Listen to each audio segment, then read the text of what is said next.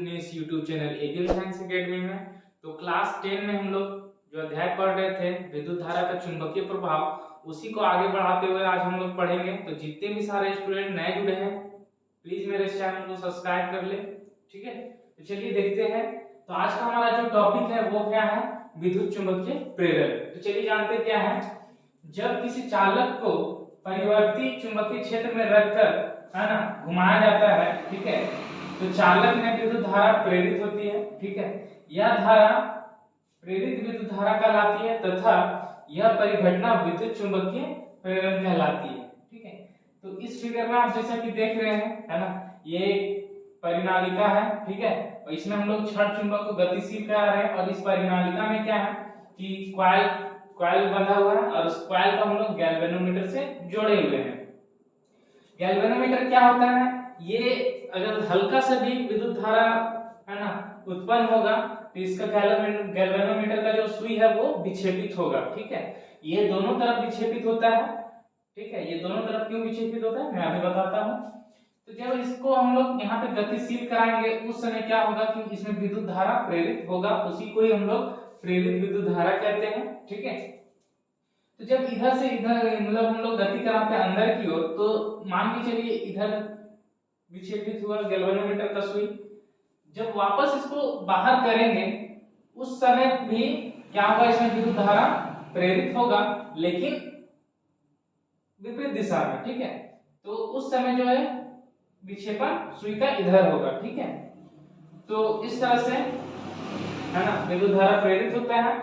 यदि हम लोग इस क्षण चुंबक को यहाँ लाके रख देंगे, ठीक है, तो प्रेरित होने के बाद ये खत्म हो जाएगा, वापस यहाँ पे आ जाएगा, मतलब उस समय विद्युत धारा हम लोग को नहीं मिलेगा।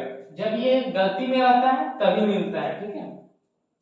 तो अब ये दिशा है ना कि प्रेरित विद्युत धारा का दिशा किधर होगा, ठीक है, ये बताया गया है फ्लेमिंग का दक्षिण हस्त नियम में। तो चलिए जानते हैं फ्लेमिंग का दक्षिण हस्त नियम क्या है।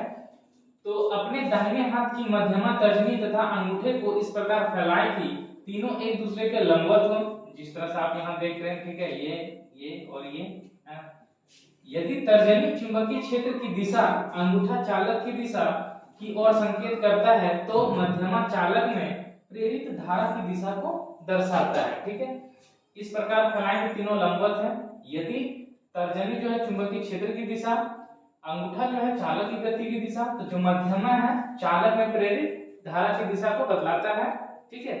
और ये जो नियम है हम लोग विद्युत जनित्र में अप्लाई करते हैं, जैसे फ्लेमिंग का जो लेफ्ट हैंड रूल था हम लोग विद्युत मोटर में अप्लाई किए थे, ठीक है। उसी तरह ये जो दाहिना हाथ वाला जो नियम है वो विद्युत जनित्र में अप्लाई होता है। तो आगे हम लोग विद्युत जनित्र के बारे में पढ़ेंगे, ठीक है। तो अब हम बात करेंगे कि विद्युत जनित्र क्या होता है, क्या है। तो विद्युत जनित्र एक ऐसा यंत्र है जो यांत्रिक ऊर्जा को विद्युत ऊर्जा में बदलता है, ठीक है। इसका कार्य फैराडे के विद्युत चुंबकीय प्रेरण के सिद्धांत पर आधारित है। हम लोग जानते हैं कि जो विद्युत चुंबकीय प्रेरण जो था नियम, वो घटना वो कौन बताए थे, माइकल फैराडे, ठीक है।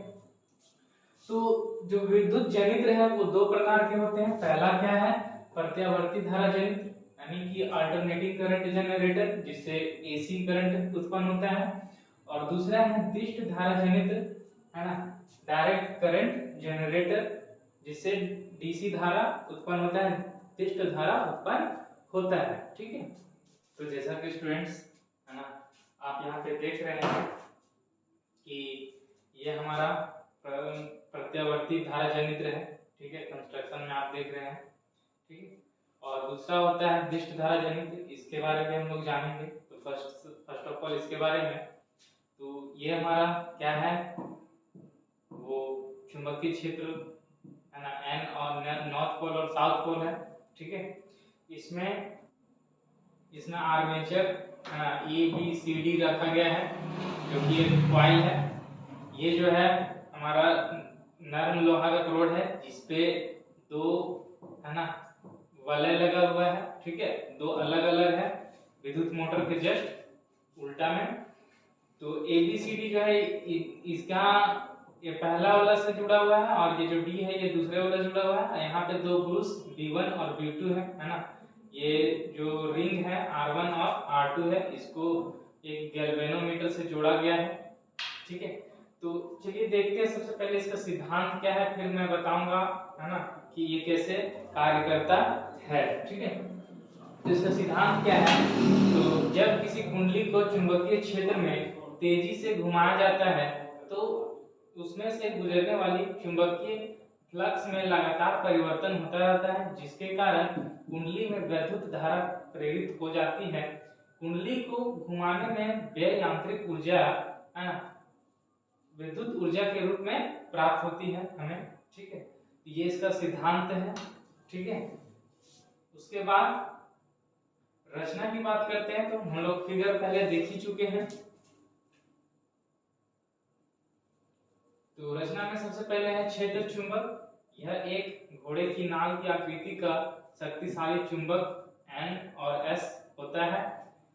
इसका कार्य शक्तिशाली चुंबकीय क्षेत्र उत्पन्न करना है जिसमें कुंडली घूमती है। ठीक है, N और S का काम हुआ। अब यहाँ पर फिर है आर्मेचर यानी कुंडली जो ABCD है। तो यह एक आयताकार कुंडली ABCD होती है जो नरम लोहे के क्रोड पर पृथक्कृत तांबे के तार के बहुत से फेरों को लपेटकर बनाई जाती है। इसे आर्मेचर कुंडली भी कहते हैं। इस कुंडली को क्षेत्र चुंबक के ध्रुव खंडों N और S के बीच में रखकर बाह्य शक्ति द्वारा, है ना, इसकी अक्ष के विपरीत तेजी से घुमाया जाता है। किसको? आर्मेचर ABCD को। ठीक है, उसके बाद हम लोग फिर लिखेंगे, है ना, ये सर्पी वलय। ठीक है, तो कुंडली पर लिपटे तार के दोनों सिरे क्रमशः धातु के दो छल्लों, है ना, R1 R2 से जुड़े रहते हैं तथा आर्मेचर के साथ साथ घूमते हैं। इनको सर्पी वलय कहते हैं। ये छल्ले परस्पर एक दूसरे को स्पर्श नहीं करते तथा कुंडली के साथ उस अक्ष पर घूमते हैं और ध्रुव दंड से पृथक्कृत रहते हैं। अब उसके बाद फिर 4 नंबर में हम लोग लिखेंगे ब्रूस के बारे में। ठीक है, तो सर्पी वलय R1 R2 ग्रेफाइट की बनी दो ब्रूसों, है ना, B1 और B2 को स्पर्श करते रहते हैं। तो जो ब्रूस है वो ग्रेफाइट के बने होते हैं। हम लोग जानते हैं ग्रेफाइट जो है विद्युत का सुचालक होता है कि नहीं। ये स्थिर रहती हैं तथा छल्ले इन ब्रूसों के है ना, नीचे फिसलते हुए घूमते हैं। इन ब्रूसों का संबंध उस बाह्य परिपथ से कर देते हैं जिनमें विद्युत धारा भेजनी होती है। ठीक है, तो ये हमारा कंस्ट्रक्शन था, है ना, विद्युत जनरेटर का। उसके बाद कार्य विधि है कि कैसे वर्क कर रहा है, कैसे कार्य करता है विद्युत जनरेटर।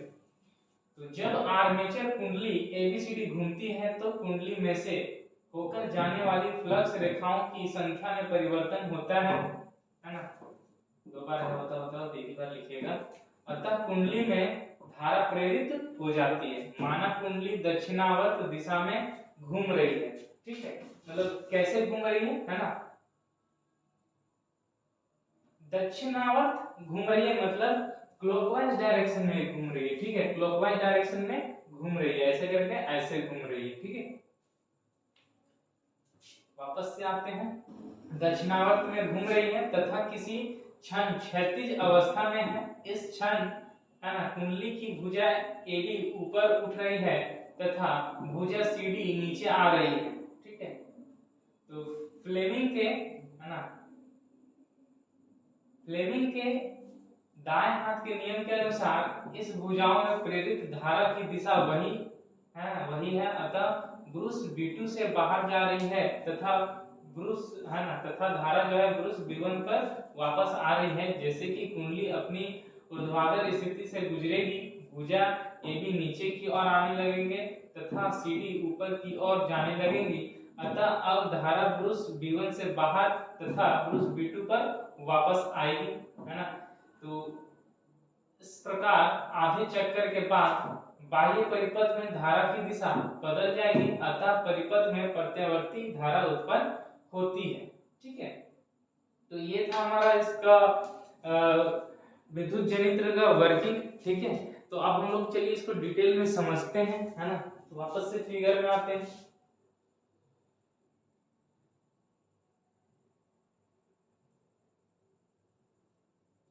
तो ये हमारा है ना विद्युत जनित्र का जो कंस्ट्रक्शन है, इसमें क्षेत्र चुंबक नॉर्थ पोल और साउथ पोल, तो जो क्षेत्र रेखाएं होते हैं वो नॉर्थ पोल से साउथ पोल की ओर जाती हुई रहती हैं। ठीक है, यहाँ पर आप ऐसे समझ सकते हैं, यहाँ से ये नॉर्थ पोल से जाते हुए नॉर्थ पोल से साउथ पोल की ओर। ठीक है, अब फर्स्ट में बात करते हैं कि जब हमारा जो आर्मेचर है ABCD वो इस तरह से है।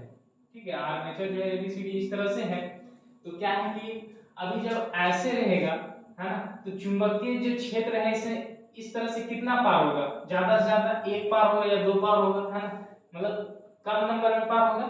जब AB उठेगा, जब AB क्या है ना, शुरू में जब AB जो है उठेगा और CD जो है ना नीचे आएगा, जब हम लोग इसको दक्षिणावर्त क्लॉकवाइज डायरेक्शन में घुमा रहे हैं तो AB उठेगा और ये CD क्या होगा, नीचे जाएगा। ये कुछ इस तरह से, तो जैसे जैसे ये उठेगा दोस्त है ना, यहाँ से नंबर ऑफ ये विद्युत चुंबकीय क्षेत्र रेखाएं धीरे धीरे इसका बढ़ते जाएगा, है कि नहीं। तो अब हम लोग यहाँ पर दक्षिणावर्त नियम लगाते हैं फ्लेमिंग का, तो पाते हैं क्या कि चुंबकीय क्षेत्र की रेखा की दिशा और उसमें चालक की गति की दिशा ये है ना, ये चालक की गति की दिशा, चुंबकीय क्षेत्र की दिशा। तो जो मध्यमा अंदर जाता हुआ मेरा है ना, यानी जो विद्युत प्रेरित होगा वो अंदर ऐसे जाएगा। वही जब हम सी भुजा में या CD भुजा में लगाते हैं, ठीक है, तो चुंबकीय क्षेत्र की दिशा उधर और चालक की गति नीचे, ये वाला नीचे आएगा उस टाइम फर्स्ट में। तो हम देख रहे हैं कि जो हमारा मध्य है बाहर निकला हुआ है, मतलब उस समय क्या होगा, यहाँ से ये जो विद्युत धारा, प्रेरित विद्युत धारा वो बाहर निकलेगा। तो B2 से हम लोग का क्या होगा कि जो ये यहाँ का जो कनेक्शन है ये B2 से है, मतलब जो रिंग R2 है R2 से है, B2 से नहीं है, रिंग R2 से है। तो हम लोग का B2 पर क्या होगा कि यहाँ से विद्युत धारा मिलेगा और वापस ये घूम करके विद्युत धारा मतलब ब्रूस B में वापस जाएगा। ठीक है, तो ये फर्स्ट कंडीशन हुआ। तो यहाँ से हम लोग को इस टाइप से मिला। अब नेक्स्ट में सेकेंड में क्या होगा, अब आधे चक्कर के बाद क्या होगा, मतलब कि जब है ना, आधा चक्कर मतलब जब जो AB यहाँ था, आधा चक्कर के बाद क्या होगा, AB यहाँ पे आ जाएगा, है कि नहीं, और CD जो यहाँ था वो यहाँ पे आ जाएगा। तो हम लोग तो है ना क्लॉकवाइज डायरेक्शन में ही घुमा रहे थे। ठीक है, तो क्या होगा, अभी फिर से ये ऊपर उठेगा और ये AB नीचे जाएगा। तो हम लोग को क्या हो रहा था शुरू में कि CD से हम लोग का निकल रहा था और AB से अंदर जा रहा था, है कि नहीं। तो AB से अंदर जा रहा था और CD से निकल रहा था, लेकिन आधा चक्कर के बाद क्या हो रहा है, ये जब ऊपर उठेगा नीचे ही आएगा तो फिर से धारा का दिशा उसी तरह से रहेगा। लेकिन यहाँ पर क्या हो रहा है कि अब CD से अंदर जा रहा है और AB से बाहर आ रहा है। तो यहाँ पर क्या हुआ कि विद्युत प्रेरित विद्युत धारा का दिशा क्या हुआ, बदल गया। ठीक है, तो इसलिए इसको कहते हैं प्रत्यावर्ती है ना विद्युत धारा जनित्र। ठीक है, प्रत्यावर्ती विद्युत जनित्र कहते हैं। ठीक है, आई होप आपको समझ में आया होगा। ठीक है, तो चलिए इसके बाद में जो है टॉपिक क्या है वो हम लोग देखते हैं।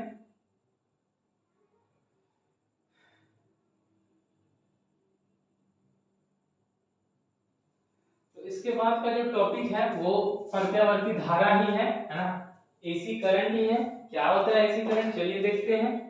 तो प्रत्यावर्ती धारा जो विद्युत धारा समान समय अंतरालों के पश्चात अपनी दिशा परिवर्तित कर लेती है, प्रत्यावर्ती धारा कहलाती है। भारत में विद्युत धारा हर 1/100 सेकेंड के बाद अपनी दिशा उत्क्रमित कर लेती है, यानी कि बदल लेती है। तो समय अंतराल की बात करते हैं, है ना, टाइम पीरियड की बात करते हैं, तो आधा चक्कर में है ना बोल रहा है कि प्रत्येक अपनी दिशा बदल लेती है। तो हम लोग जानते हैं कि आधा चक्कर में बदलता है, यानी कि आधा चक्कर में जो समय लग रहा है 1/100 सेकेंड, तो दूसरे आधा चक्कर के लिए 1/100 सेकेंड, तो ये पूरे चक्कर के लिए है। तो समय अंतराल एक चक्कर का क्या हो गया, 1/50 सेकेंड। अब यही जब हम लोग आवृत्ति निकालेंगे तो क्या होता है, 1 समय अंतराल यानी 1/1/50, तो ये फिर आ जाएगा 50। और आवृत्ति का जो मात्रक होता है वो क्या होता है, हर्ट्ज होता है। ठीक है, आगे चलिए हम लोग देखते हैं। तो प्रत्यावर्ती धारा का लाभ क्या है ना, प्रत्यावर्ती धारा का लाभ क्या है और उसका फिर हानि क्या है कि नहीं। तो लाभ में प्रत्यावर्ती धारा को सुदूर स्थानों पर बिना अधिक ऊर्जा क्षय के प्रेषित किया जा सकता है। मतलब ए पॉइंट से बी पॉइंट तक भेज सकते हैं, अगर यहाँ ज्यादा डिस्टेंस है यानी 10 किलोमीटर का डिस्टेंस है तो भी भेज सकते हैं, और वो भी बहुत ही कम ऊर्जा का क्षय है। जबकि हानि क्या है, तो प्रत्यावर्ती धारा को संचित नहीं किया जा सकता, मतलब स्टोर करके नहीं रखा जा सकता है। फिर दिष्ट धारा, अब आगे का जो टॉपिक है वो क्या है हमारा, दिष्ट धारा है। ठीक है, चलिए देखते हैं दिष्ट धारा क्या है।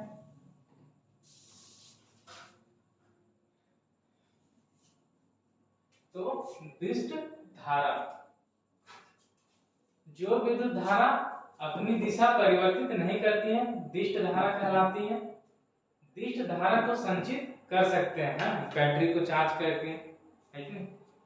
सुदूर स्थानों पर प्रेषित करने में ऊर्जा का क्षय होता है, मतलब ऊर्जा का बहुत ज्यादा अधिक क्षय होता है किसमें, दिष्ट धारा का। ठीक है, तो इसको हम लोग किसमें संग्रहित करके रखेंगे, तो इसका जो दिष्ट धारा का स्रोत है वो क्या है ना, स्रोत की बात करते हैं तो सेल, बैटरी, संग्रहक, सेल। ठीक है, भारत में विद्युतमय तार तथा उदासीन तार के बीच 220 वोल्ट का विभवांतर होता है। हम लोग जानते हैं कि जो तार है वो 3 कलर में होता है, पहला तो रेड है ना, जनरली जो यूज करते हैं रेड, ब्लैक और ग्रीन का, कहीं कहीं तो ब्लू का भी यूज करते हैं।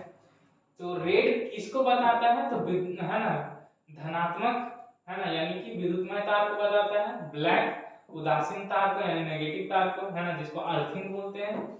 और ग्रीन जो तार है वो भूसंपर्क तार को बतलाता है। ठीक है, तो आगे का फिर हमारा है ना, अब जो लास्ट है वो 2 टॉपिक ही बचा है इस चैप्टर में, वो है भूसंपर्क तार। ठीक है, और क्या है, लघुपतन। तो एक एक करके हम लोग देखते हैं कि भूसंपर्क तार क्या है।